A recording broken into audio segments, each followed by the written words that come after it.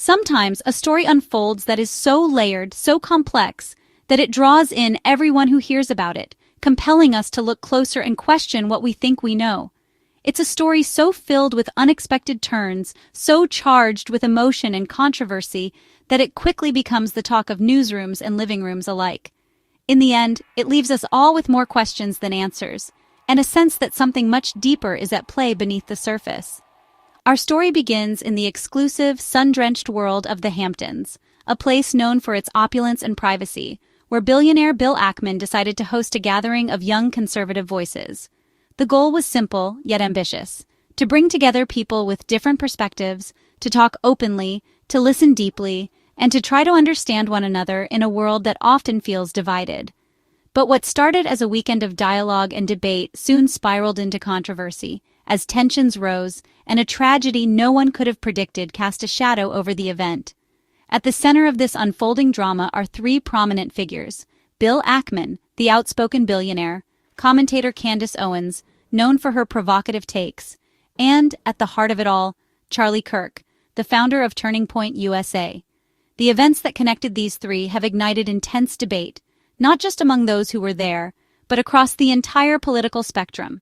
The controversy erupted just days after the shocking, violent death of Charlie Kirk, a loss that sent shockwaves through the conservative movement and left a void that many are still struggling to comprehend. In the aftermath, Candace Owens alleged that Kirk was pressured at the Hamptons gathering to change his views on Israel, a claim that Bill Ackman forcefully and publicly denied, adding fuel to an already raging fire.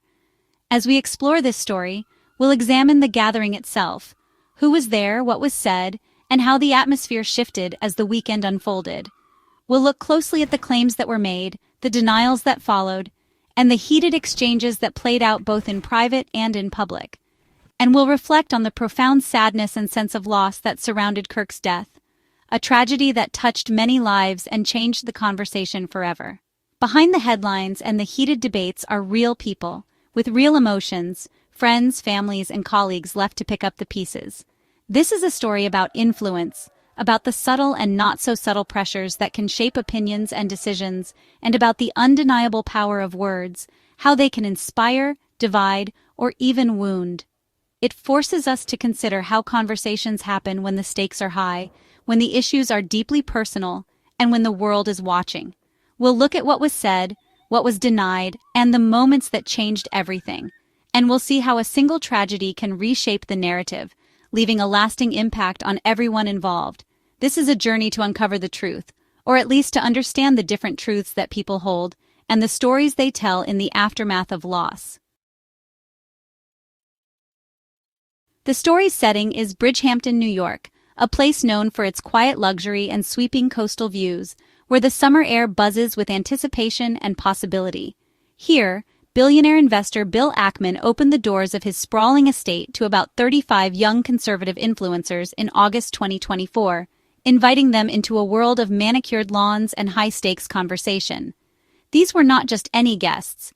They were rising stars with massive online followings, shaping political conversations for millions of Americans every day through their tweets, videos, and podcasts.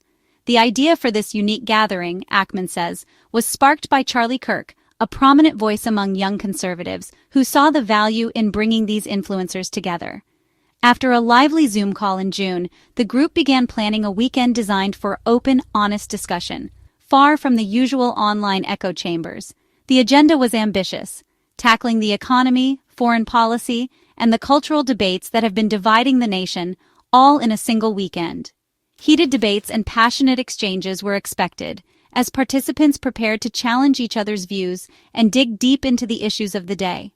The format was intentionally interactive, encouraging back and forth, not lectures, giving these influencers a rare opportunity to question, debate, and even disagree with established ideas in real time.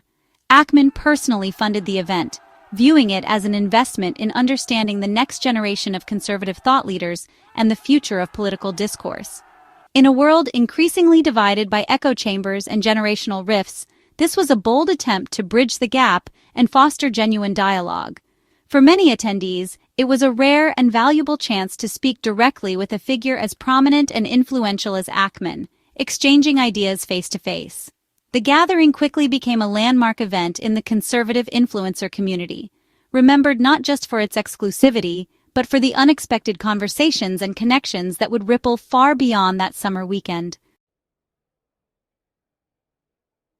Bill Ackman's stated purpose for the Bridgehampton gathering was education, not persuasion. He wanted to hear unfiltered views from young conservatives, to understand a demographic often dismissed by the establishment. Sessions covered the economy, where Ackman engaged directly, and foreign policy, especially the contentious debate over Israel. Ackman missed the Israel session due to a board meeting, but emphasized the event was about open dialogue. The goal, a robust exchange of ideas, not a one-sided lecture. Attendees could voice opinions freely, even on divisive topics. Ackman described the weekend as a valuable learning experience, not an attempt to co-opt or pressure anyone.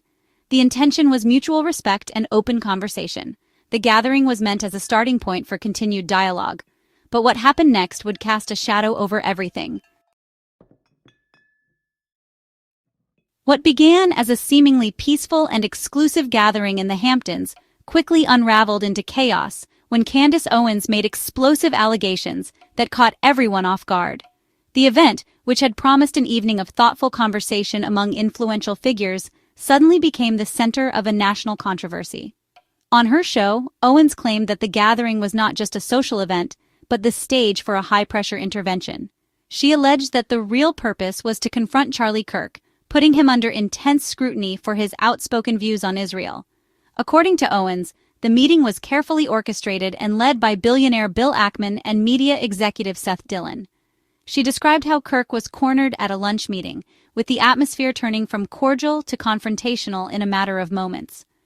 Rather than a friendly debate among peers, Owens painted a picture of a calculated confrontation. She insisted the goal was to pressure Kirk into changing his public stance, using the weight of collective influence to sway his opinions.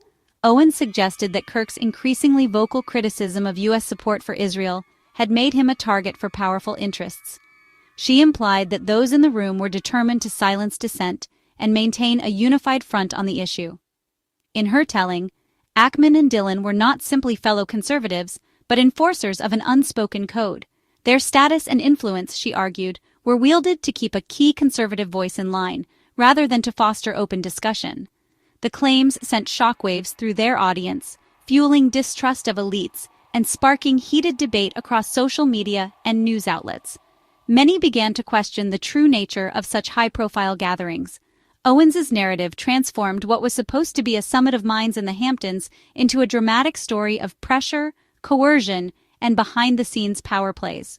For Kirk's followers, the idea that he was subjected to such tactics was deeply disturbing, raising new concerns about the influence of powerful figures within their own movement. Owens didn't stop at calling it an intervention. She claimed threats were made against Kirk if he didn't soften his stance on Israel. She also alleged that Kirk was offered a large sum of money to visit Israel and adopt a more favorable perspective. These claims suggested both intimidation and bribery, an effort to buy or coerce Kirk's opinion. The allegations painted a disturbing picture that powerful figures would use any means to control a prominent conservative leader. Owens's audience was left to wonder if Kirk had been subjected to a campaign to silence or sway him. The combination of threats and money made the story explosive. It raised questions about the authenticity of voices in the movement. Owens's claims suggested a dark underbelly to political influence, where power and money rule behind closed doors.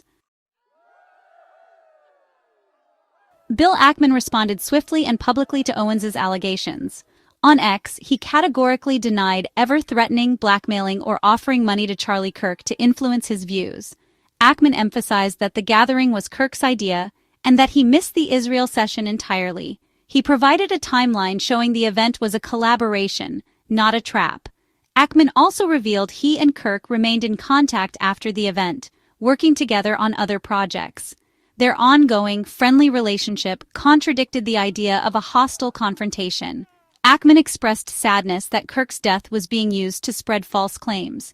He framed the controversy as an exploitation of tragedy for personal or political gain.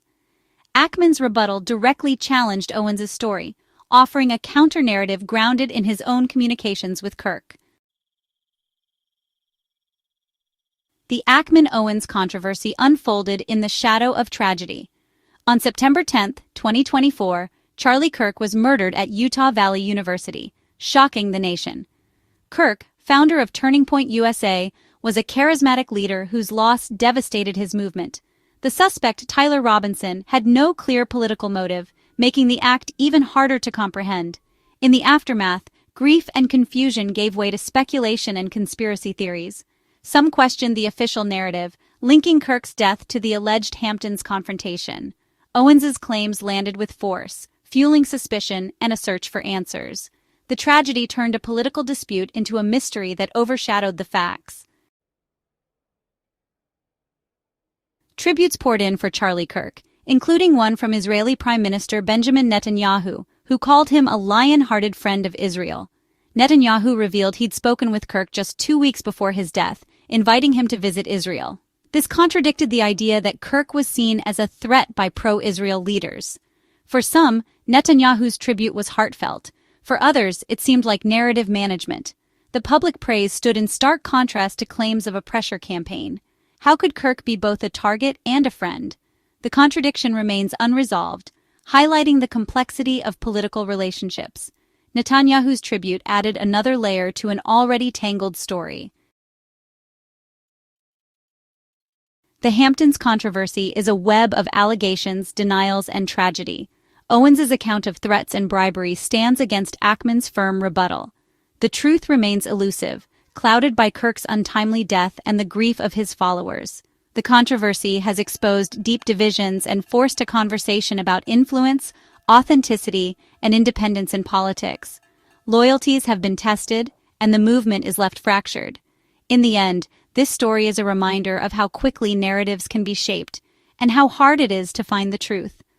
Was the gathering a bridge-building exercise or a pressure campaign? We may never know, but the events of that summer and the loss that followed have left an indelible mark on all involved.